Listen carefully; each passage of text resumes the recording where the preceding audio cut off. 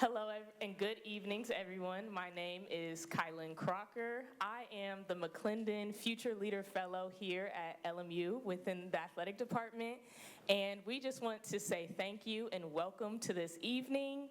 And we would love to celebrate Women's History Month in March and every month, but definitely tonight we would love to continue celebrating Women's History Month with our sports panel. We would like to say thank you to our staff, student athletes, students, neighbors, friends, community. Everybody is in one room tonight, and we just want to say thank you for bringing the community at LMU into one room. And we have some more thank yous to give, as we would like to thank the LMU Athletics staff. Everybody, I don't want to name any names and forget anybody, but thank you for allowing this event to go. We also want to thank the Career and Professional Development Department here at LMU for allowing us to utilize their chairs for today, but also many, many other things.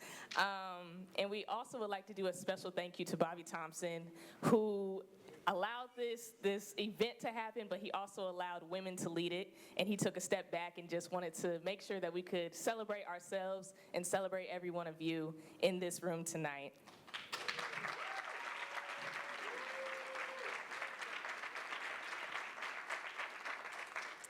We also have a special thank you to Craig Pentons, who is our athletic director here at LMU. He is over here.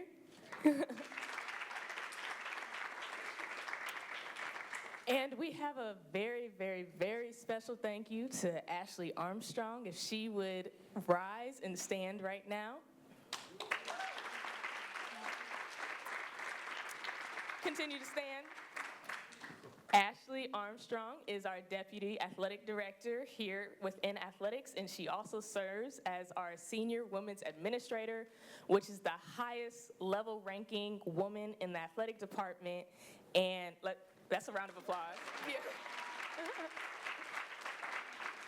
And we would just like to say thank you. A lot of things would never happen within athletics if it wasn't for you, Ashley. And I've been here for about 8 months now, and you have taken me under your wing and been a mentor to me of seeing what a strong, powerful woman looks like in the athletic department. And we just definitely want to say thank you and give you your flowers figuratively and in person.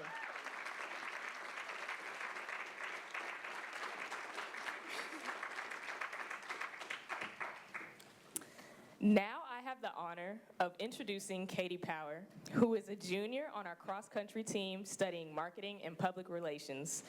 Katie is an amazing individual who has expressed her willingness to help plan and support this event. With her rigorous course load, cross-country practices, and her new internship at Fox Corporation, she has been an integral part of making tonight happen. Can we all please give a warm welcome to Katie Power?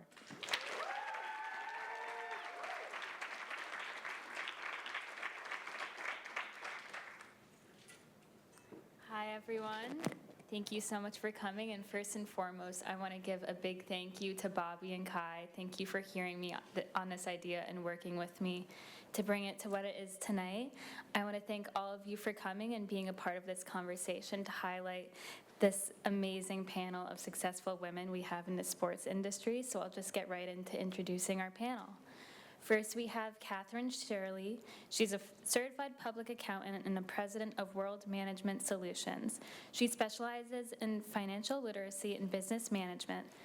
She works closely with young professionals and athletes to make sure that they're saving money and growing their money to set them up for success beyond their playing years.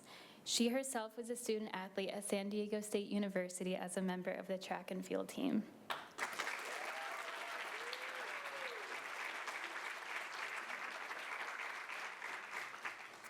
Next, I'm going to introduce Sydney Northcutt. She's a senior PR manager for the Players Tribune and Sports Illustrated. She has an impressive career in sports media, starting from Spring Hill Company, the NFL, and Hill and Knowlton Strategies. She also graduated from San Diego State University.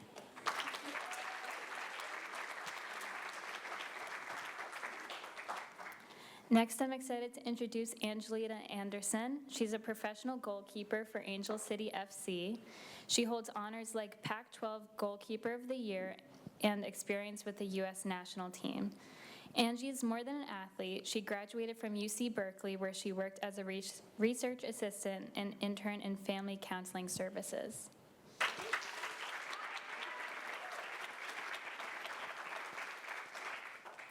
Next, I'm going to introduce Ashten Smith-Gooden. She's the co-founder and COO of Swish Cultures.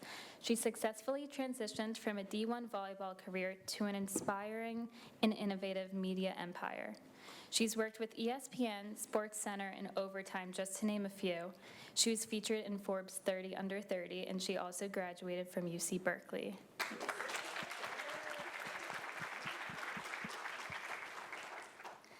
Our last panelist is Paulina López. She's a director of marketing at Footlocker.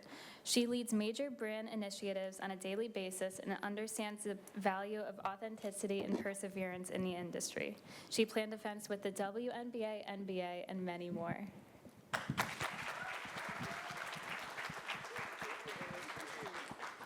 Now it's my pleasure to introduce our moderator of the evening, Alana Morgan-Perkins.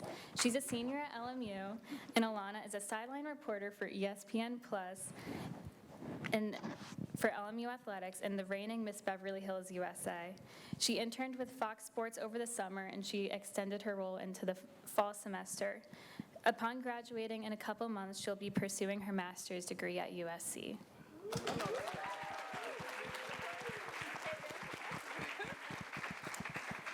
Thank you all for coming, and I'll kick it over to Alana now. Thanks.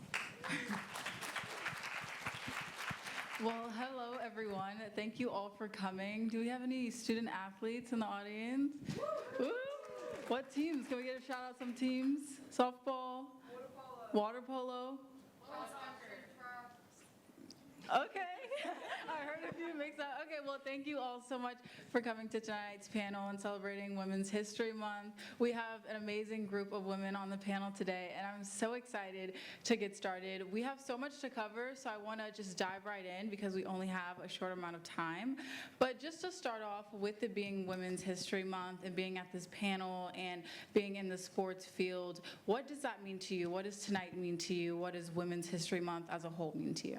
It means everything. I think all of us are in this journey together, and I mean, I look to my left, I look to my right, and this is what it's about, right? Community, building each other up, and having moments like this where we can speak on our journey, how we got here, and be either an inspiration, a tool, a resource, a recommendation, you know, in the near future for all of us. So it's so special to be in a room full of powerful, badass, forgive my French, women, but that's what it is, right? So I'm very excited to be here tonight.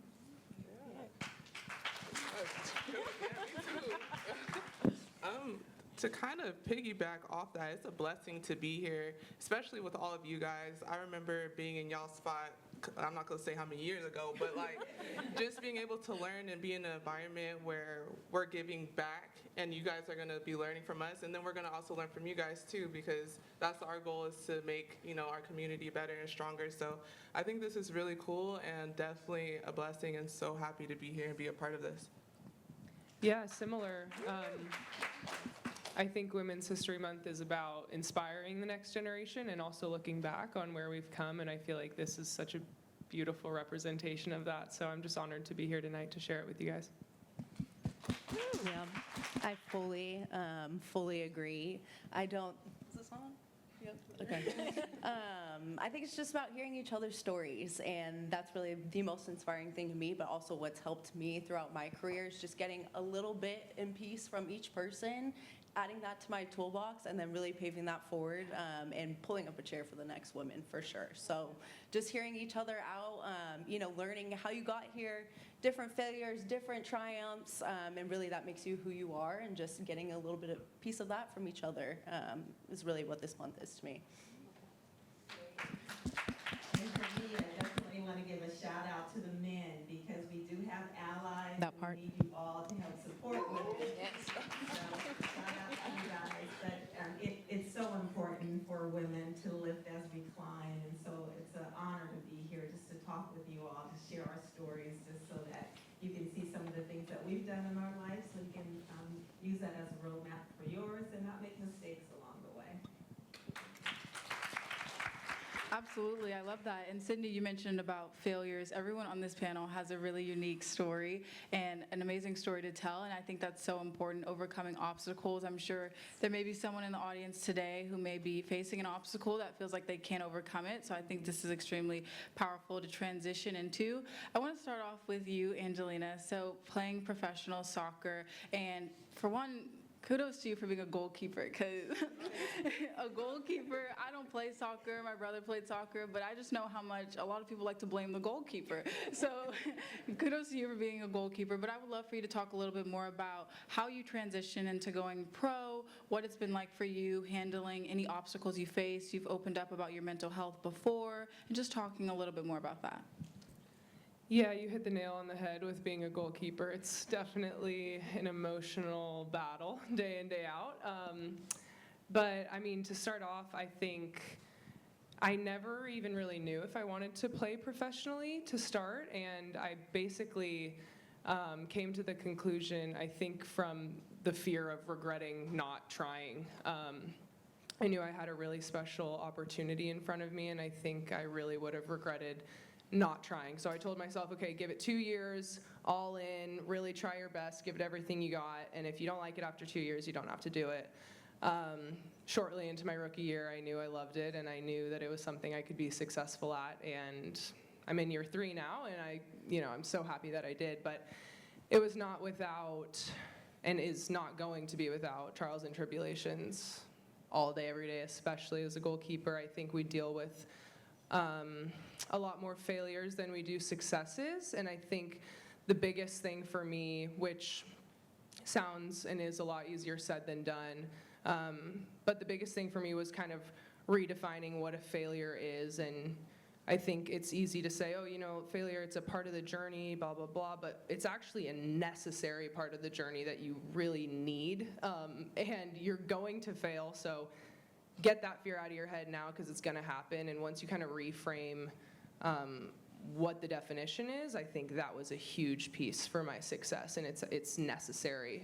For example, last year in my second year, I guess my rookie year was like, my head was spinning, everything was cool and great, and then second year was a little rough. I started the first few games, played like crap, got benched the rest of the year, and so that was, from the outside, I think you would really see that as like a negative, a year of failure. But to me, I think that's gonna probably be one of the most pivotal and most valuable years of my professional career moving forward, because I learned what is it like to be a pro when things aren't going your way. So yeah, I think redefining the definition of failure was a big part for me, and will continue to be a part of my success. I love that, redefining the definition of failure. That's amazing. And I know, Catherine, for you, you originally ran track, and then you realized that going pro wasn't your long-term goal. I used to run track, and I realized that early on after I ran the 400. So can you talk a little bit more about your transition into finance and what that was like for you, and any obstacles that you faced along the way? Absolutely. So yeah, I loved running track. My teammate actually was the USA track and field head coach in Paris this time, so that kind of talks about the caliber of the women that I was running with. But I did know that in track it's easy. You go based on time, right? It's like you either have it or you don't. And so I knew I wasn't going to make it to the Olympics, and that was the next step. And so my junior year, actually, I had to quit track because I wanted to become a CPA, and I needed to get an internship. And so I stopped running, which was really hard. I was used to having a schedule that was just jam-packed, from class to practice to workouts to, just everything that we had to do. And so kind of looking at myself as more than an athlete, I had to transition a lot earlier than I expected. It was a challenge because my colleagues were still doing their sport, whether it was football, basketball, track, we all just kind of hung together. I still kind of stayed with that same group, but also evolved into that group of entrepreneurs and accountants, because you have to be with people who are doing the things that you want to be. And the internship was amazing. I learned a whole lot. It definitely prepared me for my next step. And, that was a big thing, just period in life. I always looked at what do I have to do next, and always prepared myself for that. So when the transition came, it wasn't that hard of a pivot for me because I was always thinking about the next step. So, and I absolutely love what I'm doing. I'll just say also that I still work in sports, but I'm not the one doing the hard work. And so when I turn on the TV, I can watch and enjoy my clients doing it. Absolutely. I love that. Thank you so much for sharing. And now, Ashten, you originally was a D1 athlete, and then you transitioned over into getting your master's at USC, co-founding your current business, Swish Cultures. And you also faced some challenges within like health-related challenges as well, and just trying to navigate through that and creating a business. Can you talk a little bit more about that road to recovery with your health, as well as being able to create your current business now? That's a great question. And side note, Catherine, you have the best smile. Like, I just stare the whole time. But yeah, like, I would say I had a lot of challenges, both, physically with my health, mentally. So I'm a type 1 diabetic. I believe I was the first type 1 diabetic, at least volleyball player in the Pac-12. So no one really knew how to essentially work with me, so I had to be the test dummy, and it was very tough, mentally, physically, emotionally, but got through it, and I think that allowed me to translate that to our business today. I could call an audible in 0.5 seconds if I need to, and I really think it's because of my college experience. And just to give a quick example, how I was able to translate that into our business. When we first started, we didn't know what the hell we're doing, and I think it was a great experience to not really know. And kind of to your point, everybody's going to fail. Everyone's going to have that experience. So if you guys are about to start something and think y'all not about to fail, yeah, take that out of your head right now, because it's going to happen. And then, so for example, when we first started Swish, we were reposting a bunch of highlights, like probably more than like BR at one point, like Bleacher Report. And so we got flagged, and I remember we got this like call from New York, and we from like the IE, if you guys know where that's at. So in the Empire. Oh, you are? San Bernardino. Girl, Rancho Cucamonga. Wait a second. But yeah, so we got this call from New York, and so I answered it. And it's like the NBA attorney, and I was like, yeah, we're cooked. Like, yeah, like this whole thing, like, is gonna be down. Like, we called our parents, my mom and dad are in the audience, shout out to you guys, and we're just like, Swish Cultures is done. And then, but it was a blessing in disguise, because the attorney was like, actually, the head of content really likes what you guys are doing. Even though you're ripping the highlights all the time, you might want to chill off that, but the way you guys are putting the content out and teaching your audience in a cool way, like, they really were impressed. And so that ended up starting our NBA deal with them, and we're still partnered with them right now. So to your point, I think, I was able to really use what some people may call a disadvantage to my advantage, because I'm able to now really tap into my intersectionality of being not just a woman, but a black woman with a disability, to, work with anybody and everybody. And I know this is like a long-winded answer, but I'm able to tap in and be empathetic as well.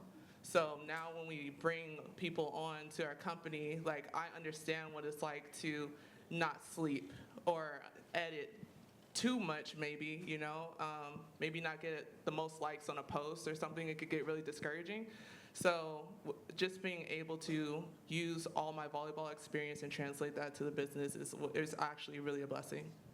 Absolutely, and I love how you mentioned about being a black woman and a woman in sports as well, because I was going to ask you guys all about that, being a woman in the sports industry, DEI, and everything that goes into that. But Paulina, as we talk about you, first off, we need to talk about the sneakers you have on your feet, because I know you have a big sneaker collection. So first off, give us a little rundown of what's going on. Okay, so if you don't know, today is Air Max Day. So it's, does anybody know Air Max Day? Yeah. Yes. So it's just, a calendar, it's a day in the calendar where we just celebrate the silhouette, and, all of us sneakerheads will just come together and, put our best pair of Air Maxes on. So I thought, why not? And so with a pink fit, they went really well. So yeah, I love sneakers, so I had to.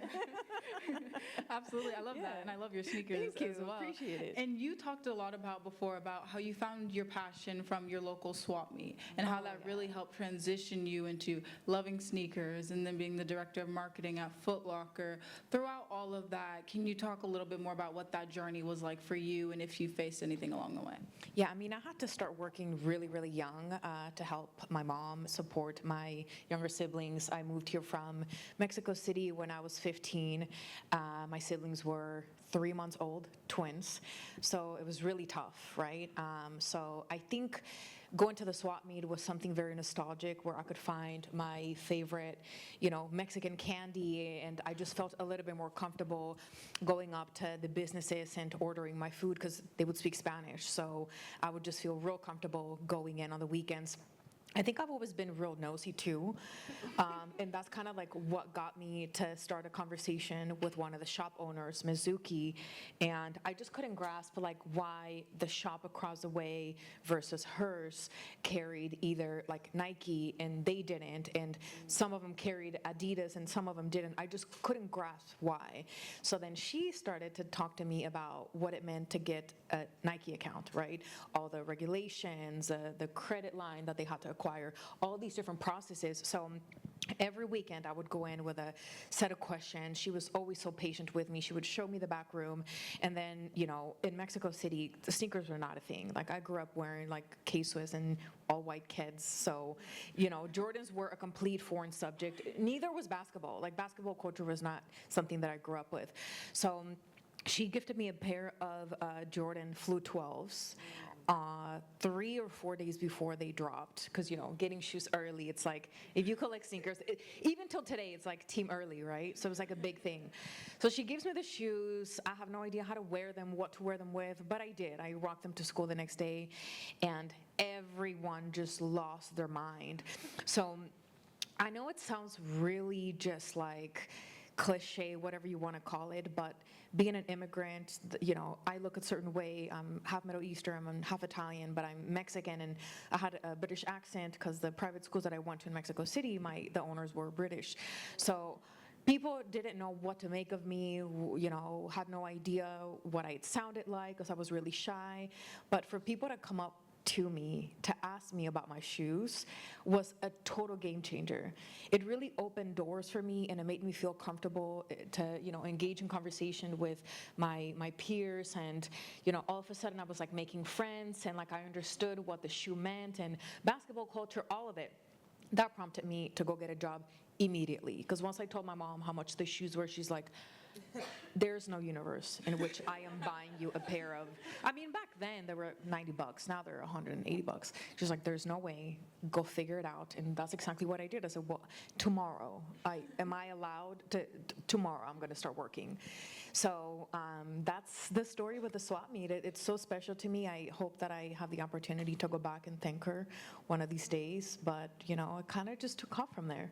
I love that. I love that. Thank you so much for sharing. And like you said, the smallest things, your local swap meet helped influence your whole career, honestly. Yes. So in relation to that, Sydney, last but not least, I want to talk to you a little bit more about, you said that you're a lot of the behind the scenes, PR, now you work with Sports Illustrated, the Players Tribune. Can you talk a little bit more about your transition there and what you've been able to go through in order to be at your current position?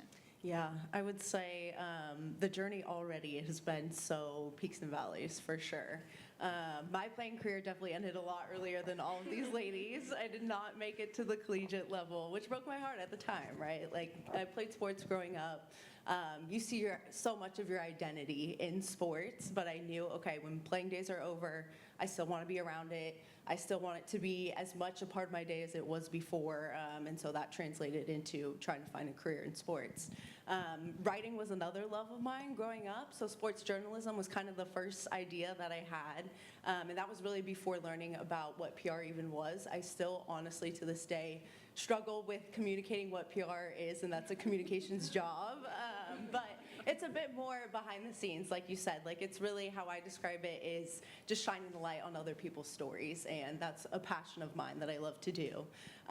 But going back to not playing in college anymore, it was really like, okay, how can I put this passion and put this work ethic into building my foundation for my career? And so that really started off in college. I'm not too far out from where you all are now, and just really finding as much diversity in positions as early as possible, I think, really propelled me into what I'm doing now. I was able to find so much variety through different internships, through different assistant positions, whether, it was working with different leagues or teams or agencies, and just seeing how PR really presented itself in all of those different capacities. It's so different. Every PR role is different. But I think the key for me was just really trying to get a foundation of college, of putting my hands in so many different buckets, and not just PR, right? Events, marketing, see what in that whole world, is really drawing me in. And so each of those experiences, I took a little bit, just like I was saying earlier, just take a little bit, one bit and piece from each one. And it's really, propelled me into this niche of sports media, which is kind of combining all my passions, writing, early on reporting, journalism, and I'm a bit more behind the scenes, just shining light on other people's stories, which is what I love to do, and really have found a fun niche, a challenging niche. Doing PR for media brands is kind of interesting because you're trying to get your competitors to talk about you. So a lot of challenges for sure, but just seeing different brands, whether those are teams, whether it's footwear, Adidas, Spotify, whoever it is in sports and entertainment, just taking a bit of pieces from each one really has shown me a lane that I'm really loving right now.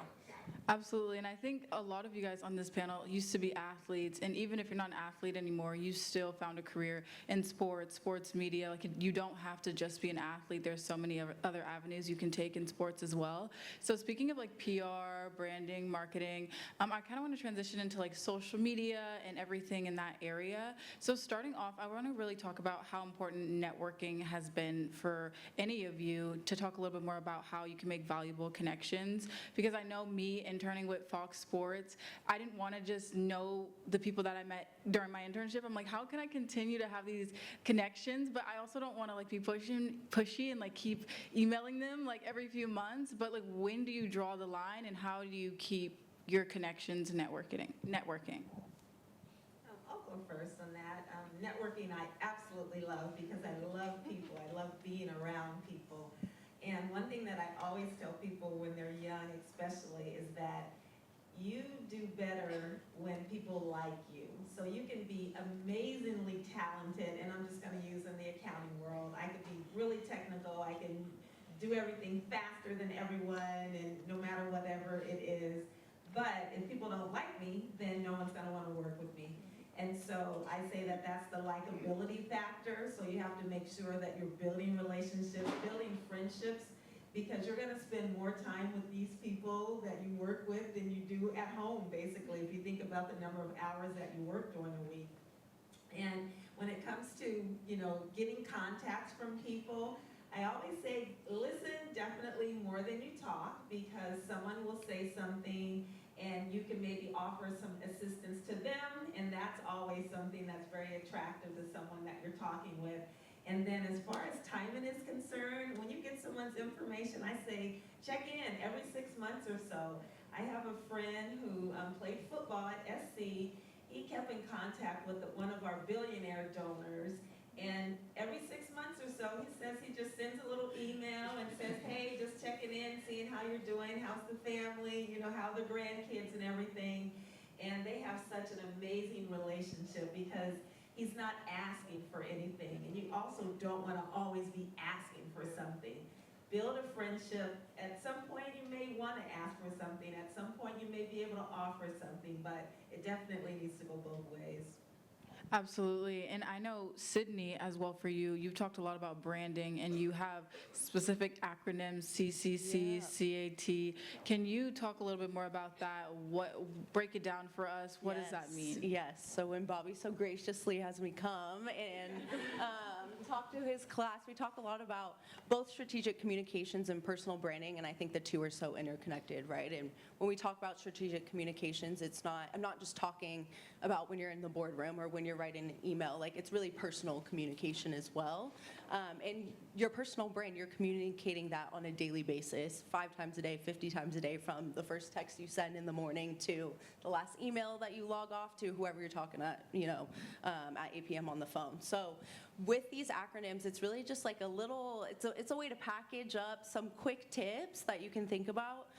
So in terms of strategic communications, when we're talking about the CAT acronym, I just like to think of it as CAT, concise, authentic, and timely. One thing that is probably going to be a lifelong journey for myself is being concise in communication. But I think when you're able to do that, it really just unlocks doors. If you're concise in whatever form of communication that is, whether it's a resume, make that as concise as possible. Really draw people's attention to the things that you're most proud about. And I also think when you're concise in communication, it really shows you're confident in what you're saying as well.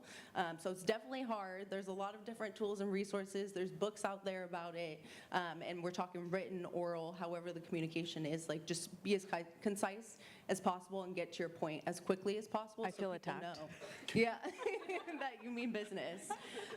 Authentic, always just be yourself. I think in terms of communication, everybody can deliver the same message, right? But it's really who's delivering it and how you're delivering it that makes it special, and that's you at the end of the day. So just showing up authentically however you can, in whatever room you're in, however you're communicating, like make yourself part of the product as well. And you just do that by day in, day out, being authentic, and then timely as well. Just be smart in terms of when you're communicating messages, and I wouldn't say think about it in your own terms, but think about it in the audience that's receiving your message, their context. So when are they most available to receive that message in a time that's really actionable for them?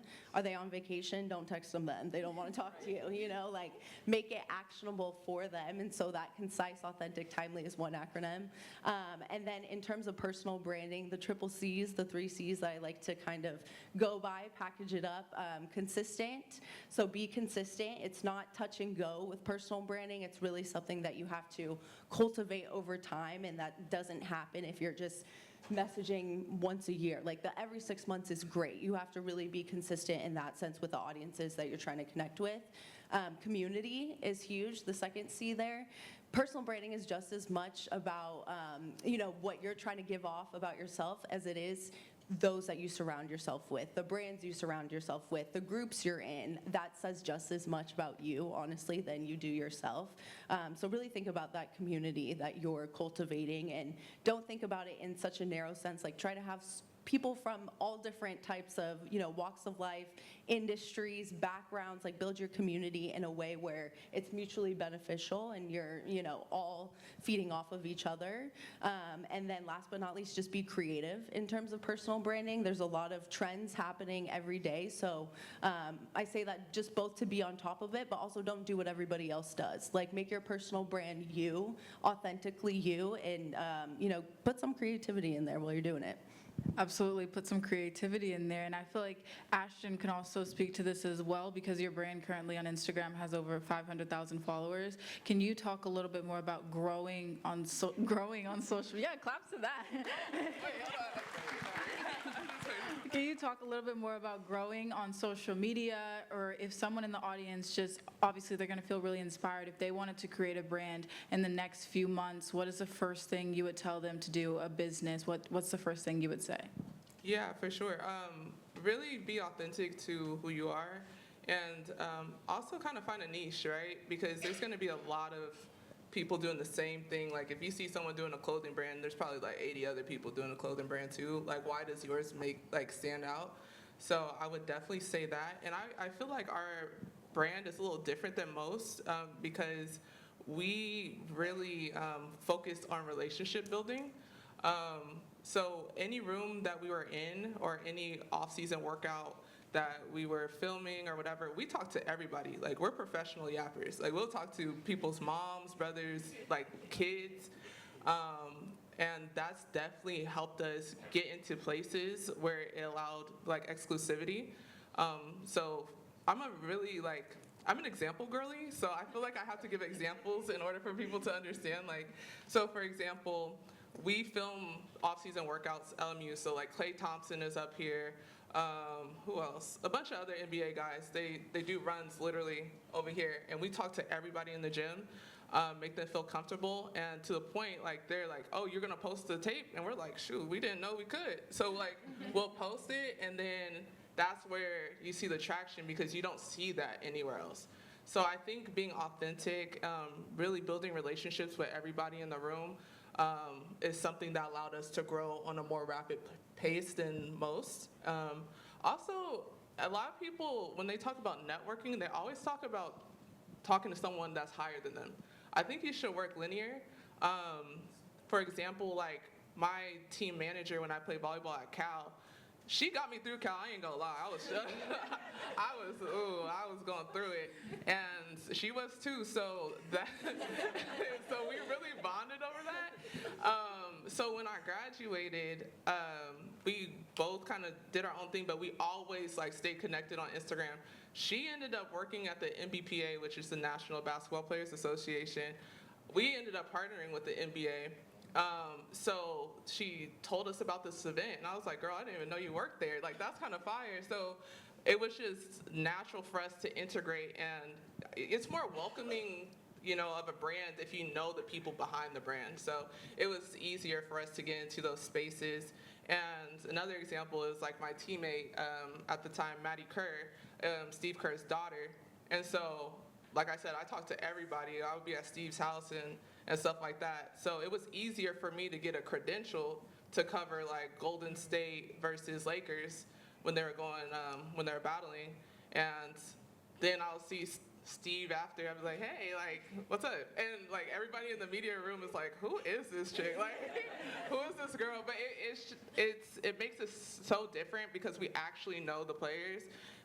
They're our friends and all that cool stuff. So it doesn't always have to be where you reaching out to the vice president, of a brand or anything like that. Your counterparts right here, somebody's going to be working somewhere, you know what I mean? So very, very much so work linear, and then try to come up with ideas together because it's stronger together than by yourself. And you never know, someone might connect you with someone else.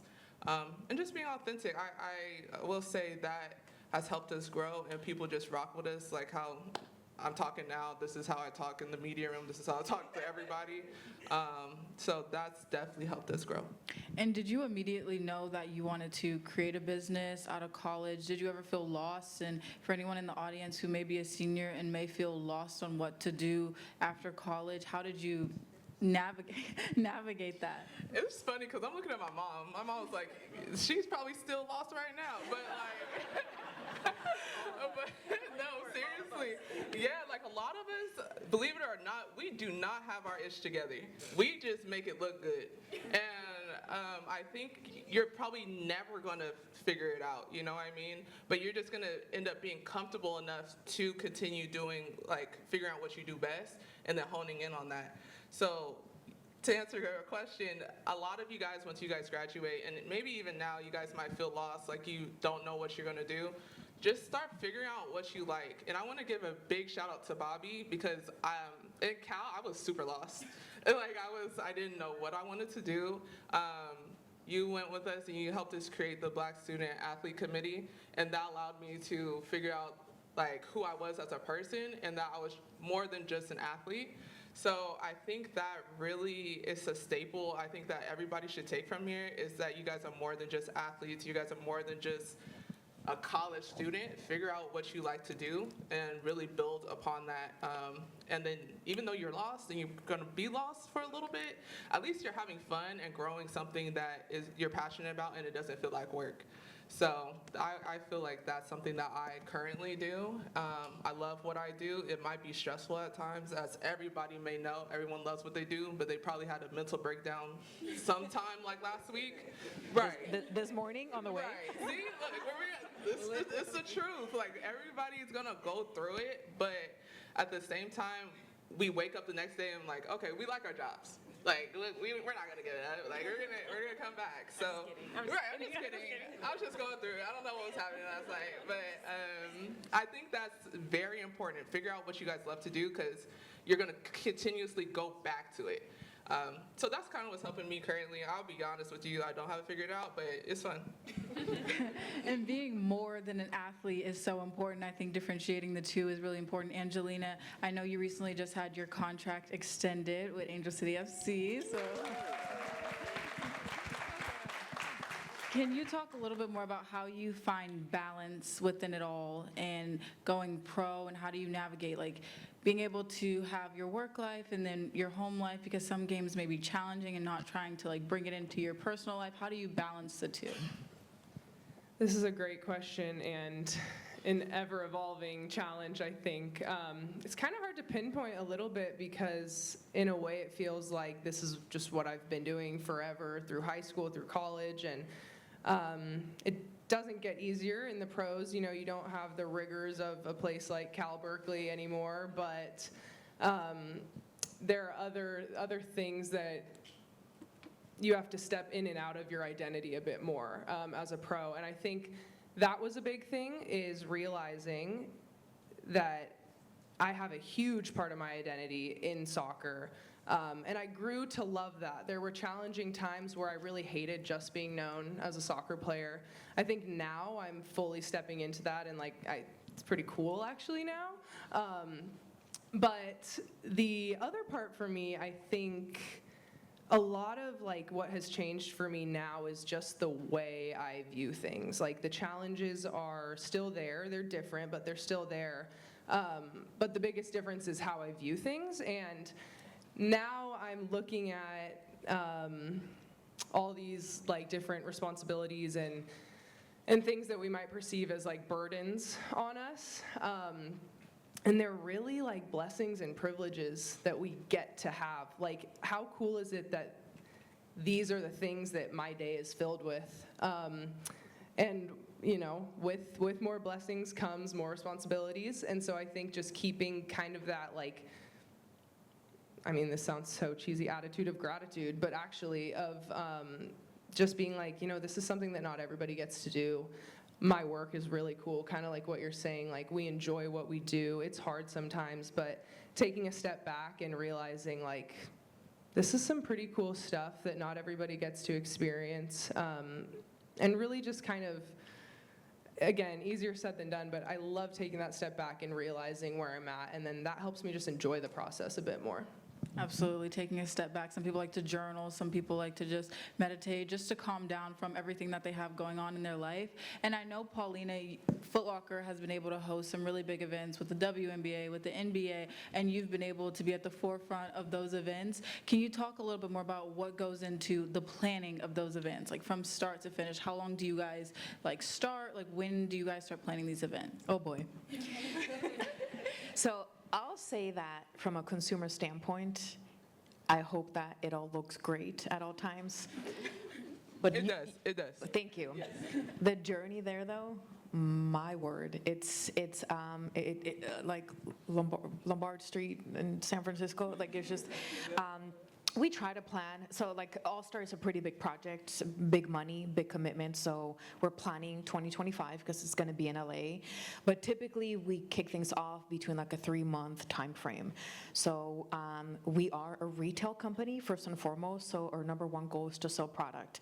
And we do that by storytelling, by bringing the campaigns into an in real life tangible form.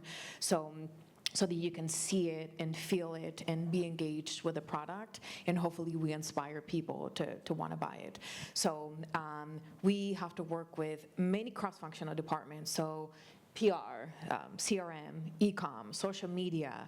The list goes on and on and on, and it takes a village, I would say approximately 30 to 40 people for any given project to make sure that we're aligned from product standpoint.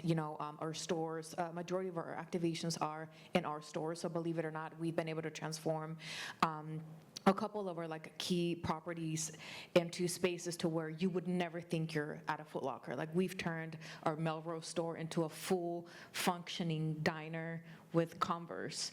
So we've built in speakeasy, like a sneaker easy, to where really people had no idea that we're into a store. So it's so fun, to do the work and bring the brands into, to life. So it's a crazy journey, but I think, the end product, once you're at the event, you see your friends that are enjoying it. We work with youth groups a ton, so like 90% of our activations are youth group community driven versus like influencer.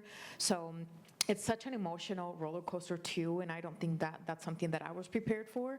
So when you're engaging with the community groups and nonprofits, and you really sit down and listen to what they need, it's really emotional, right? To be involved and hear their stories and really put yourself in a space to where, like, how am I going to help this org, these kids? So it's such an honor, to be honest with you, to be able to help whatever that looks like, even if it's just like a brand new pair of shoes, like an opportunity to do like skills and drills with like some former like NBA athletes or coaches, whatever that looks like. Sometimes it's a once in a lifetime opportunity. So like if you go to All-Star, right? People are planning this trip for months, for years. They're driving crazy miles or spending all this money just for their kiddo to come and meet their favorite athlete. And we take it for granted, right? We're in these spaces left and right, and you see athletes, you're like, yo, whatever. But these kids, it's a once in a lifetime. And for them to see them and to be able to say, hey, it took so many of us to put this together, but now you see that little kid smiling, that's it. We go back and do it again and again and again. So I love that you mentioned the youth as well, because our youth is Yeah. so important, Yeah. and you never know who can be inspired from just an event that either you guys created and put together. I know a lot went into it, but you're inspiring so many people as a result of it. And speaking of like youth in our generation, Catherine, within like finances, you know what goes into it, what students should be doing. What is something that you wish all young athletes knew when starting off their professional careers? Not to overspend. That's probably the biggest thing. When young people all of a sudden get millions of dollars, they make $1 million, they spend $1.1 million, and not factoring in half of that is going to go into taxes and everything, and now they're in debt. And so, not overspending and really having a budget. I wish that students had financial literacy in elementary school, middle school, high school. It is so important, because if you make big mistakes early, you're going to be digging out for the rest of your life. You need to position yourself where you are not digging out, that you're always ahead. I remember once in college, they don't do this anymore because I think it's illegal. When I was in college, they used to give you t-shirts and all these great things to get credit cards. I had a stack of credit cards at least this big. It was like a deck. We could play cards because we had so many.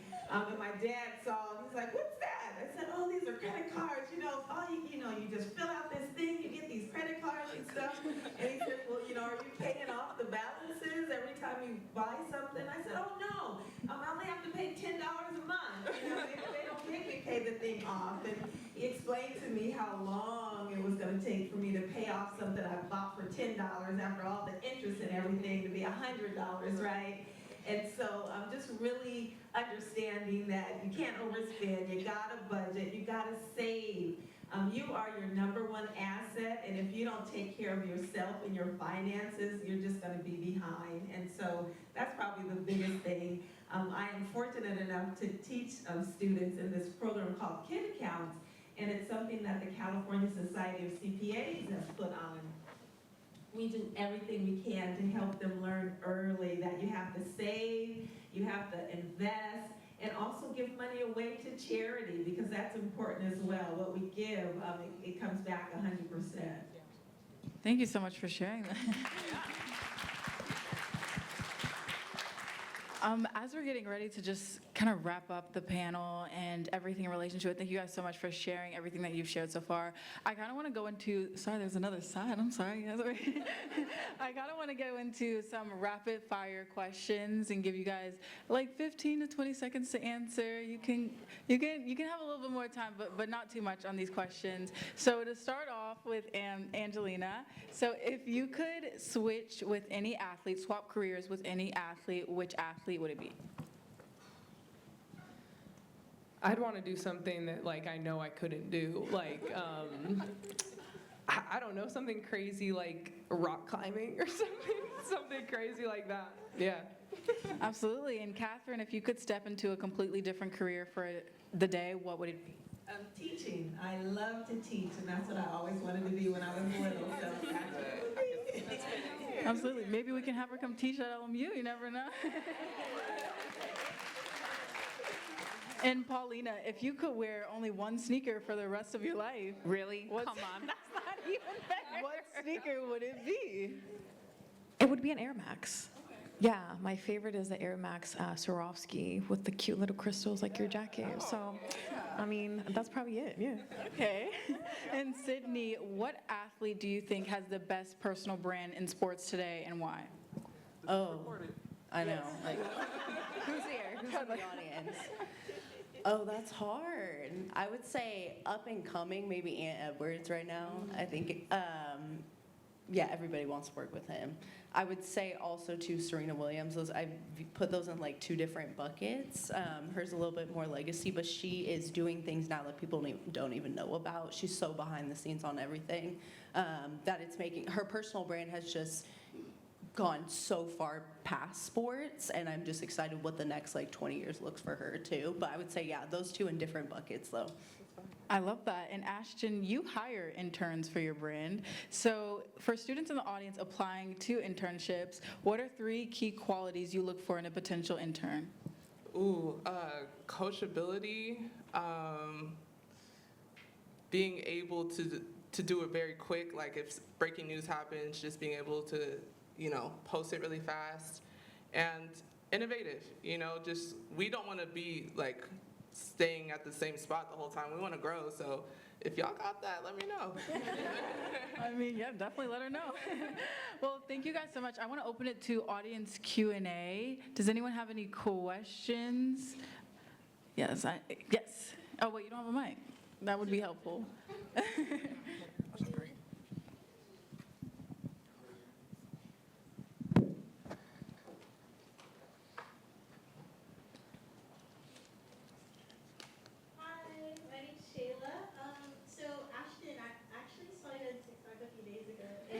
Oh, my Shayla!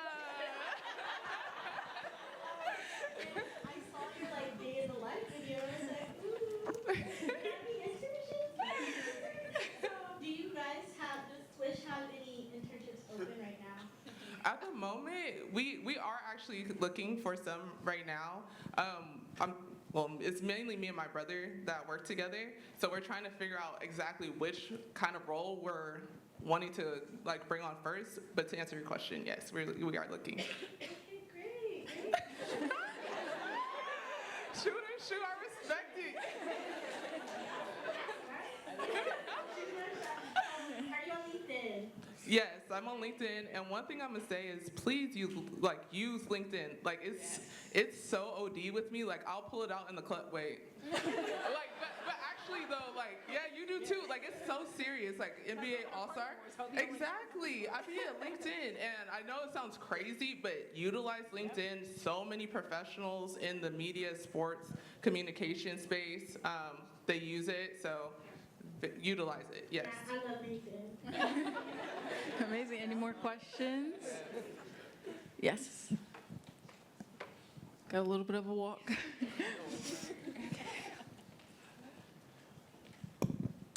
Hi, my name's Sophie. I play women's volleyball here. I just wanted to ask what it's like to work in a previously male-dominated field and what your experience has been like, especially on the business side, marketing, PR, and just dealing with a male space. Yeah, I could take it.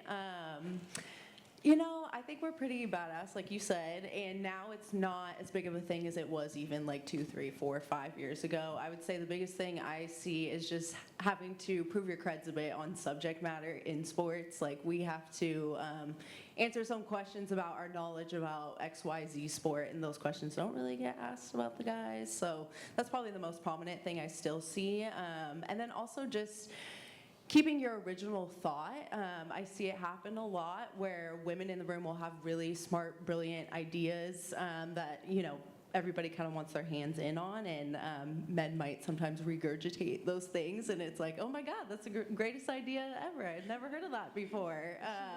So I think I see that happen a little bit too in some of these male-dominated spaces, but there's ways around it. You find allies, you find ways to become super actionable on day one of you thinking of that idea. So I think we're seeing it a little bit less, though, than we have even, like I said, a few years ago, for sure.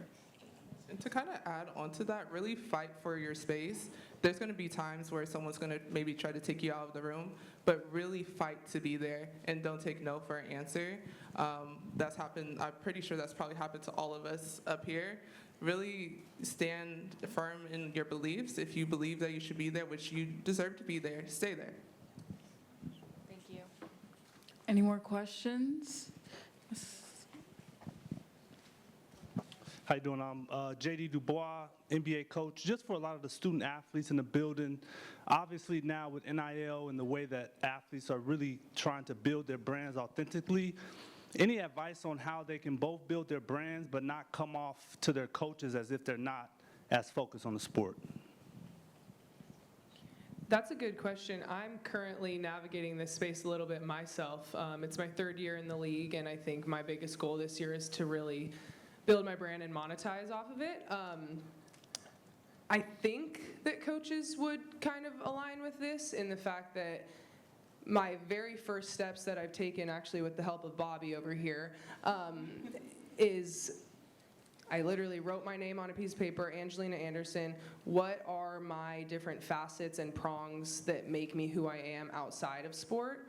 And there's a lot more than you realize once you start jotting it down. And all of that to say, when you have those things that are like authentically yourself, and then that's what you kind of capitalize on, if it's a brand or if it's a community outreach thing, or if you want to step in and be an entrepreneur yourself in that space, I think a coach would see that. I mean, you coaches talk all the time about you're more than an athlete. You are all the things that make you you. And I think if a coach sees you being authentic and reaching out to a brand or doing something that they know is you to your core, I think that's helpful. And I think for the student athlete, I mean, for anybody else out there who is kind of working through this space, that's at least the first step that I'm taking. I saw two hands down here. Can I add on to that? Yes, definitely. I just want to make sure that you still continue to produce on the field or on the court and coming to meetings on time and do all the things that you did and do it excellently, and they won't have any problem with it. Great question, by the way.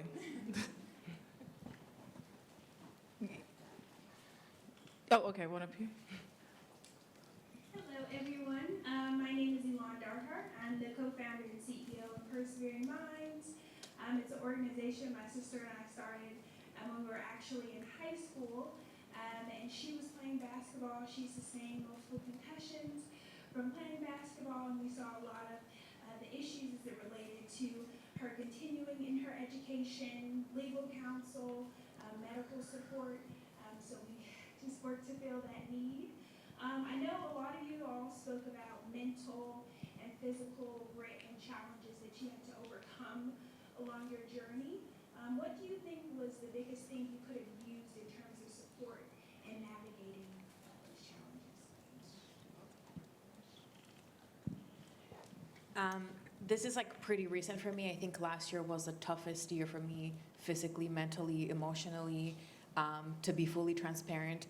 It's just having good people by you, right? I think finding a person who will be not just honest with you, but find those words throughout the day that will just literally get you through the next meeting, right? Sometimes I think when we think, at least me, when I kept thinking about my mental health, I kept thinking long-term, because I'm such a long-term girly, right? Everything is like looking into the future, but sometimes I just needed to get through that meeting, through that day.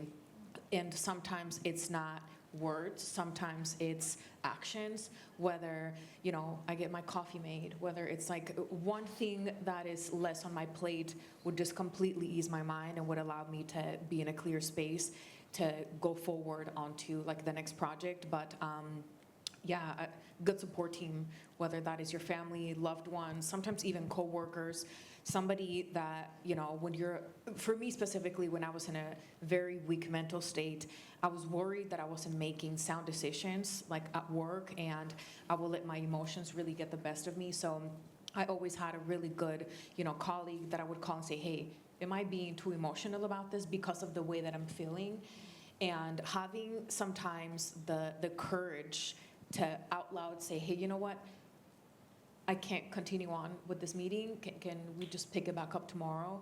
Just so that people are also aware that there's boundaries. Sometimes having a clear mind will just be, it'll just be better off for everybody. So a little bit of both is kind of what helped me last year to really get through all the stuff that I was going through. I gotta add something on that. I actually, the work you're doing is so valuable. Just want to let you know, my senior year of college, I sustained a really bad concussion, didn't report it. I'd had a lot of mental health struggles before that, but the concussion really, really exacerbated that to the point that there were a lot of physical things that I just couldn't do. And to your point, it is about relationships, and it's just about one person. I had a coach one day who, she's known me for 10 years.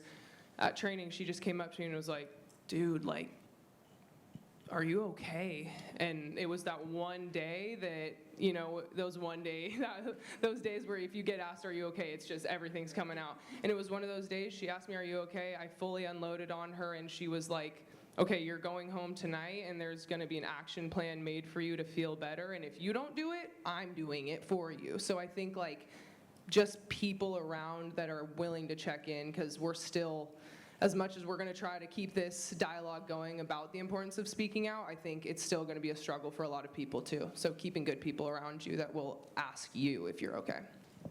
Absolutely. And I know we had two more down here. Yes.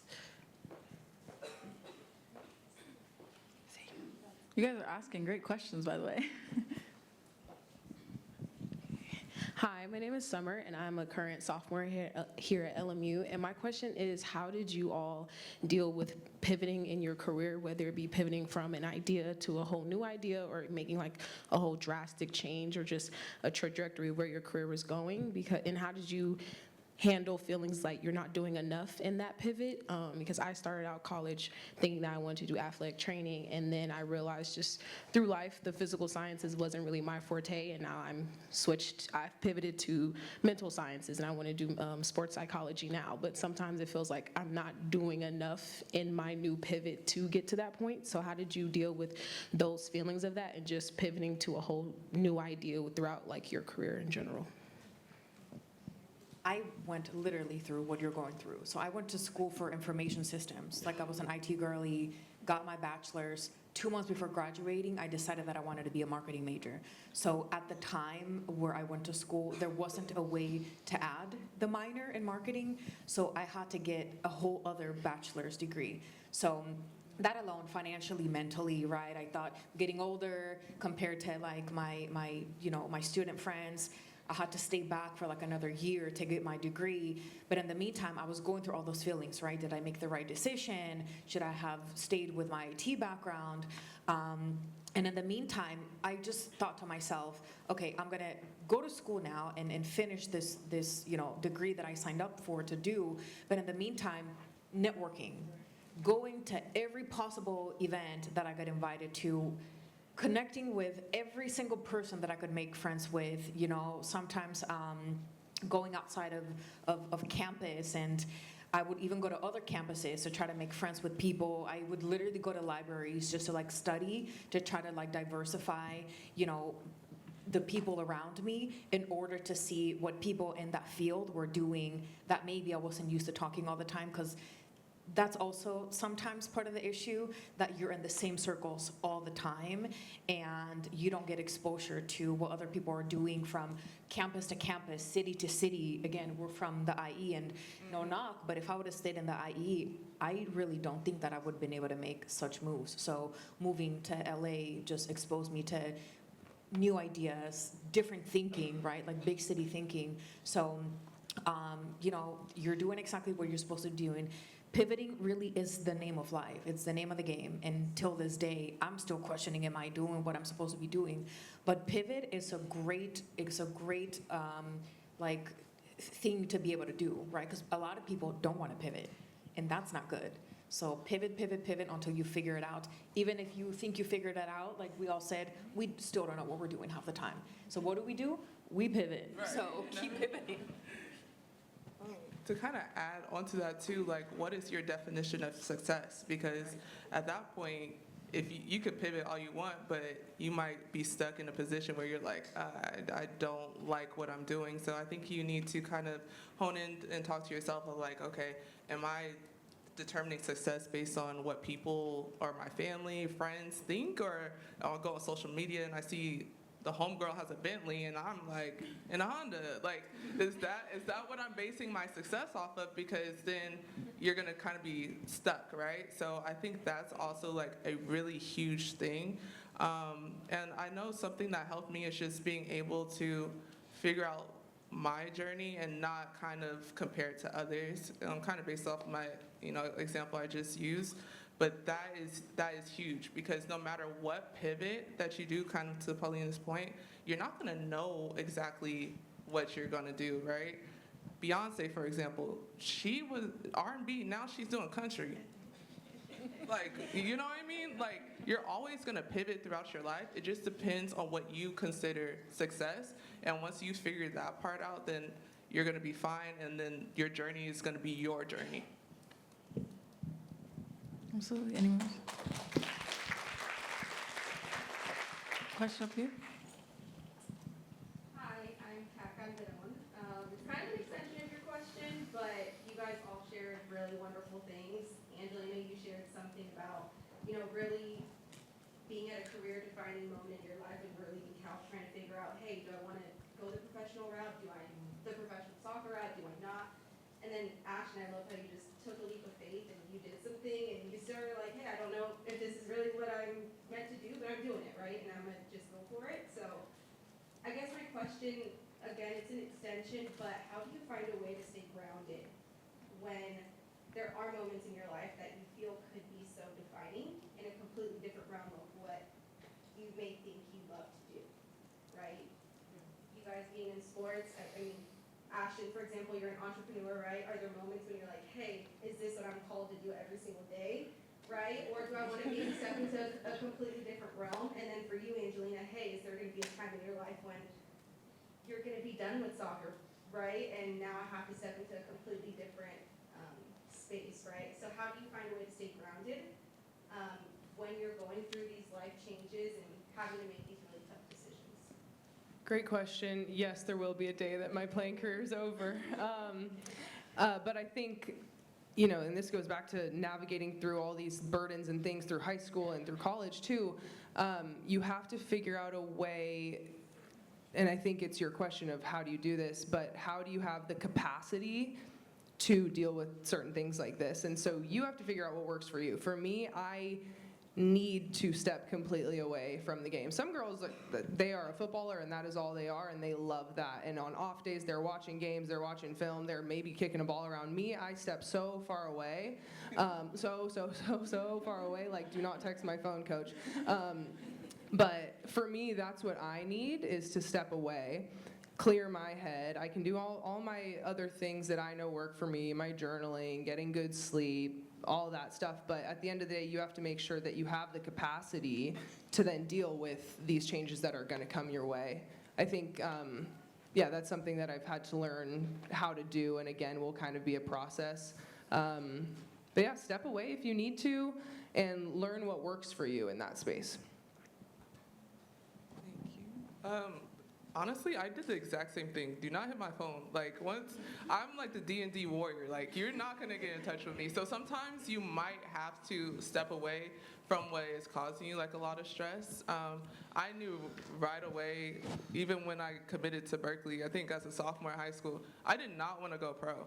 So at that point, I didn't know what I was gonna do after school, and it was kind of like very scary for me. But what keeps me grounded is really my faith.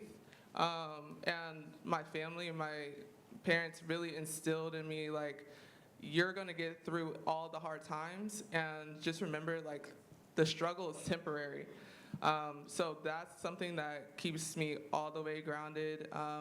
and then being able to, sometimes if I'm not receiving people like pour into me, I still get that same gratification or gratitude, whatever the word is, when I pour back into others, because I know that I might be at a weak moment, but that might be, helpful for someone else that could bring the whole community together. You just don't know, right? So I think for you, you just gotta figure out certain things that make you happy, if that's people in your life that pick you up when you're down, even if you're just watching TV with them. Go and do that. Don't limit yourself because you might feel like you're a burden or something like that. Figure out what you feel is that helps you, and communicate that too. Communication is key, guys. Like, it is so hard for me, so that's something that I've been learning. If you're struggling or like you don't really know what to do, ask. Closed mouths don't get fed is so cliche, but it's so true. So super proud of you for asking that question. I think that is a very dope question to ask, and it's very vulnerable. And we're gonna be vulnerable right with you. Like, we have mental breakdowns. Literally, I was crying the other day. Didn't know why, but I was. And don't let these labels fool you, right? Like, everybody might think like, oh, you're Forbes 30 under 30. Like, she got her life together. Kinda, but at the same time, it's always gonna be a work in progress. And I ask a lot of my peers alongside, like, hey, what do you guys do when you're struggling? And we all are like, yo, what do you do too? Because I don't really know, and it's going to be like that. The more you grow, the more you get older, it's always going to be that kind of, type of vibe. So definitely that would be my advice on that. Absolutely. We have time for one more question. Question down. Oh. Okay, we'll do you two, and then we'll be done. All right, my name is Malik McDowell. I'm a current MBA student here, emphasizing in finance and entrepreneurship. And Shirley, with you working with kids accounts, if you ever need a volunteer to come help and teach for your teaching experience, entrepreneurship, financial literacy, or however I help you out, I'd love to do that. Ashten, question for you: having a business with your brother. My brother doesn't need to save his life. I tried to give him as much game as possible. How have you been able to manage that personal and business relationship with him? And then third part to that, Ms. Paulina, I DM'd you on Instagram, Jaja. So I brought you a resume and my business cards so we can connect after. Beautiful. I will do. Nice. Hey, He's prepared.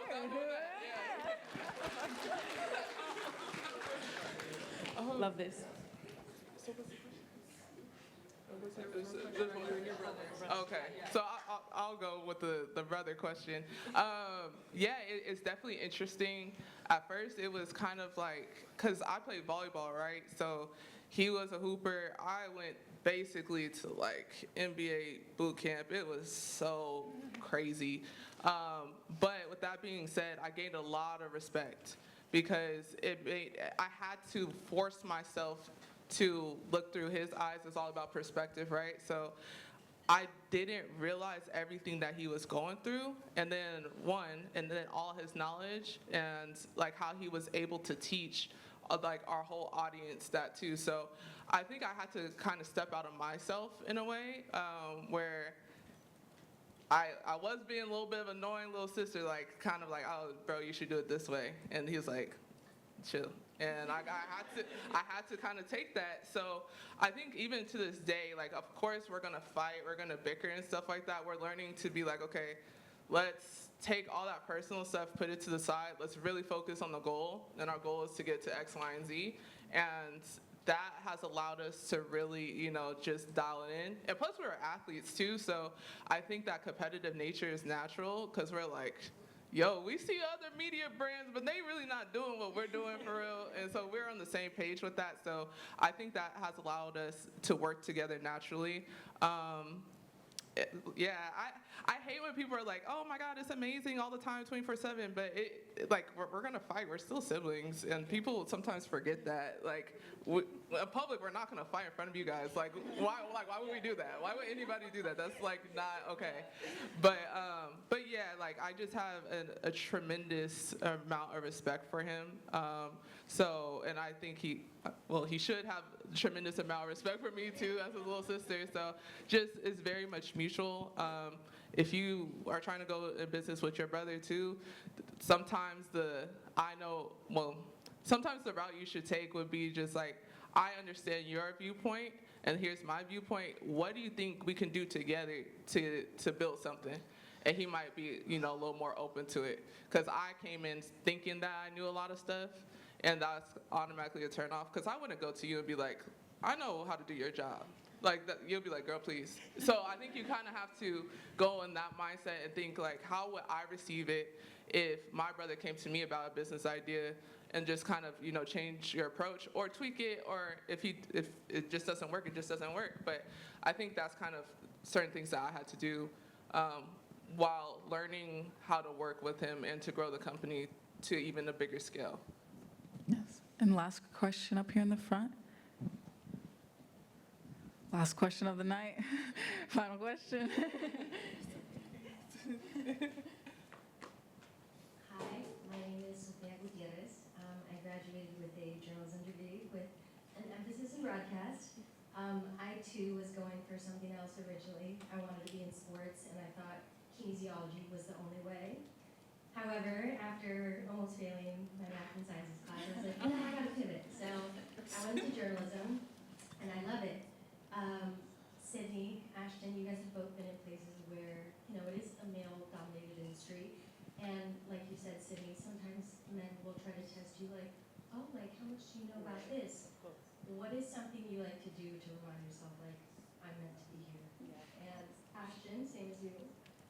Ooh, I'm emotional all the time. When people tell you no, same with Sydney, like, what's something that you tell yourself to keep going? Those are really good questions. I would say, you are where you are because of who you are and everything that made you who you are. And every resume, these jobs in sports media, there's 1,000 resumes for one job, but your resume was flagged among 200 others. You got the interview, and it was you that really, turned that dial for people, and they wanted to offer you the job. So I just go in with so much confidence. Like, I was meant to be here. Every experience that I have, I'm coming at it at a different angle because I am a woman, so my experience is different than the men in the room. And I think that makes me not better in a sense, but just I have a different perspective to offer. It's not about being like homogeneous and having just one idea that's never going to push these sports media brands forward. The sports media industry is changing like every hour, it seems, so you have to really keep up and be innovative, and that comes with having all different kinds of people in the room, which includes women. So just being confident in the journey that brought you there, all of the experiences that make you you. We've talked about intersectionality here a lot. Just whether you're the youngest in the room, the only woman in the room, like you're there for a reason, and you really have a different perspective to offer than everybody else, and that's really like your superpower in that room when you might be one of a few that are like you. For sure. That's a great answer, by the way. And also amazing question. I'm an empath, so I see your eyes. My eyes are about to get the same way. And that would be too. I'm sweating over here too. You know what I mean? So, but I will say just really building confidence, and it's way harder than people say, because I'm just saying it to you, like, just do it. But really, dial in and focus on your strengths. Because once you get that, you're blocking out all the noise, right? I've been told so many times, literally, someone told me, like, you're not supposed to be in this room. I was like, I know you're not talking to me. Cause I literally looked behind me because I was like, there's no way. And I stayed there.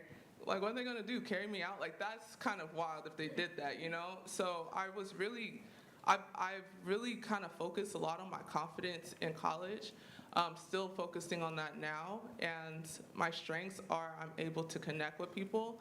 I don't think that anybody can do it better than me. And even if someone can, why is my focus on that person? Do you get what I'm saying? Like, I'm so proud of myself and I'm so happy about what I'm doing that we could all eat. We could all do a great job, and I think that's something that will help you too. Figure out what you're really good at. Just know that you're always going to be good at it, and then people are going to see that regardless. Like, it's going to be very hard to dim your light. So super excited to see what you got going on. We're all supportive of you. Everybody in this room is supportive of you. So just, really hound in on your confidence, build a really strong community. Girl, you got this. It's easy. A round of applause for that. I just want to add one more thing to that. They've done some research and they determined that when there's a job posting, when women look at it, we feel like we have to check every single box, otherwise we don't apply. But men, on the other hand, they say that as long as they could do 50 to 70%, they apply. So given that, if you're in the space, you know you've checked your boxes, you should be there, you should be confident.